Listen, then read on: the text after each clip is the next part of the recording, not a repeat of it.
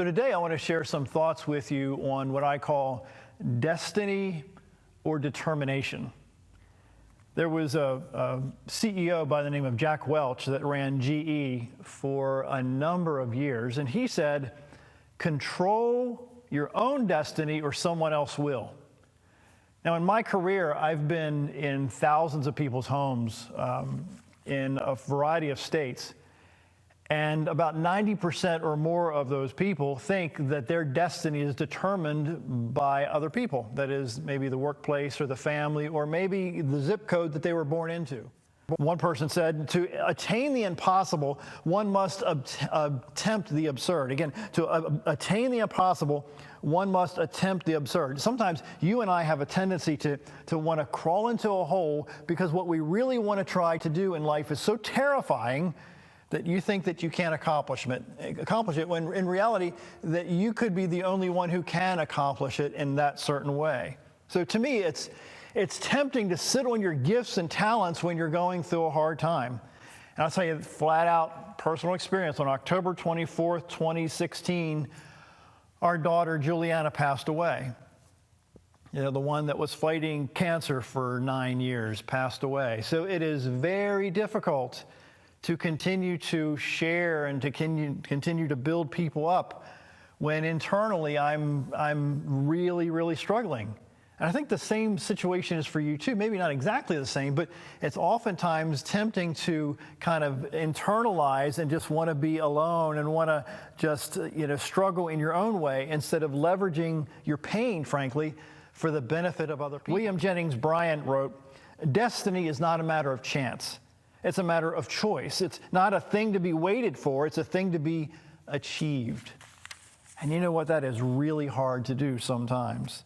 There's times when I think you and I have had the tendency to think that life is pre-planned, or there's a path that's been pre-planned for you and I to take. And the very few question that path and explore more than the path may seem to represent.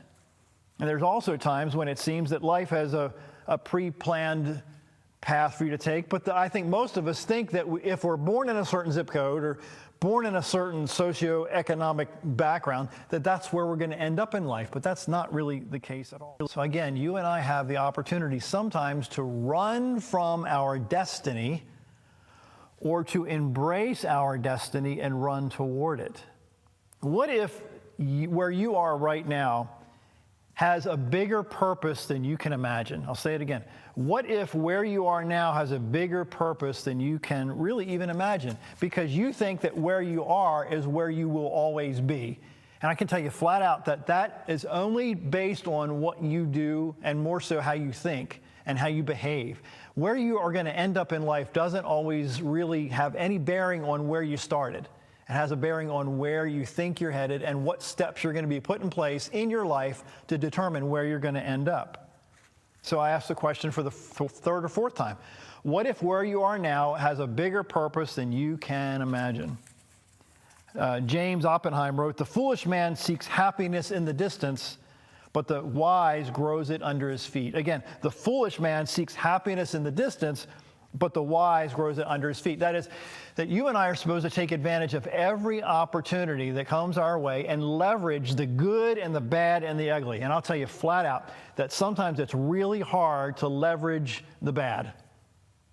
I'm trying to leverage the bad in my life. I'm hoping that through my struggles and through what I share is going to help you leverage the bad and the ugly that's going on in your life right now. Francis Bacon wrote, "A wise man will make more opportunities than he finds." A wise man will make more opportunities than he finds.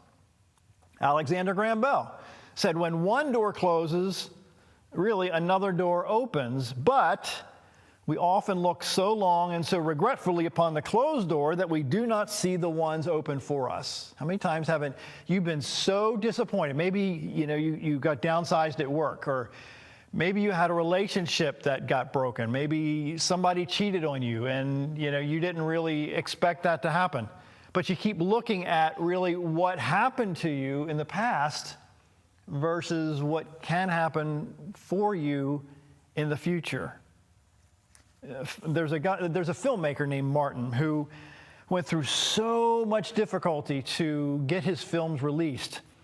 And he said that he didn't know that it was impossible, or at least he didn't think that it was impossible to achieve the things that he wanted to achieve. He says he didn't let hurdles stop him. He used what he called creative problem solving. That is, thinking and behaving outside the box in order to realize the dreams of him making films. So when you and I go through struggles, it's so easy to get into that funnel mindset and put blinders on our eyes that maybe the only thing that really we need is really outside our blinders. So we have to take the blinders off and see what other possibilities are all around us. And there are possibilities all around you. This guy was not afraid to ask what he wanted. Again, he was not afraid to ask for what he wanted. He went straight to the people who could impact him and ask for help. Because he had the courage to ask. He had the courage to speak up. And oftentimes, for some of us, it's terrifying to speak up when we're scared out of our minds what the response may be. You know, they can only say yes or no. So is it really, yes, it's terrifying for some of us. But again, they can either say yes or they can say no. And 50% of the time, the answer is going to be yes if you ask enough times, if you ask enough people.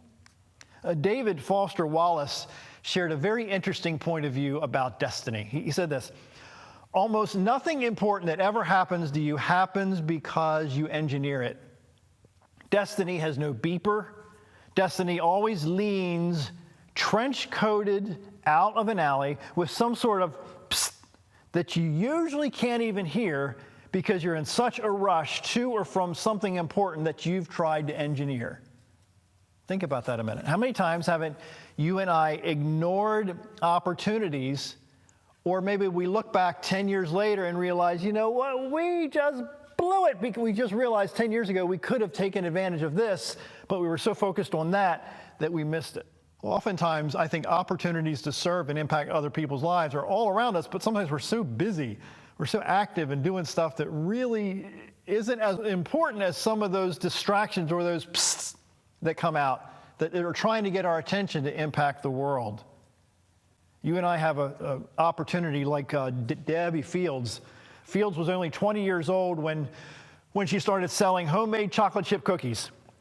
A tiny business that she and her husband started, and now we know it as Mrs. Fields, and they have now over 4,000 employees because of an idea, because of a desire, because of maybe a psst. We can't avoid or ignore, or you shouldn't ignore those psst in your life, because those come along once in a while, and if you miss it, sometimes it's gone forever.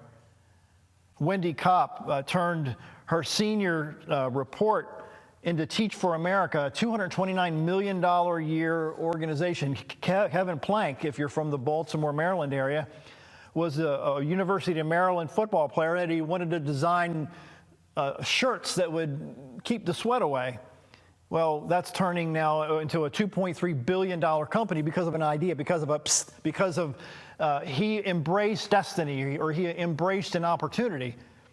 And oftentimes I'm asking you, and certainly I'm talking to me too here today, that oftentimes we have to stop for just a minute and pay attention to the stuff going on around us instead of being so focused on what's going on in front of us.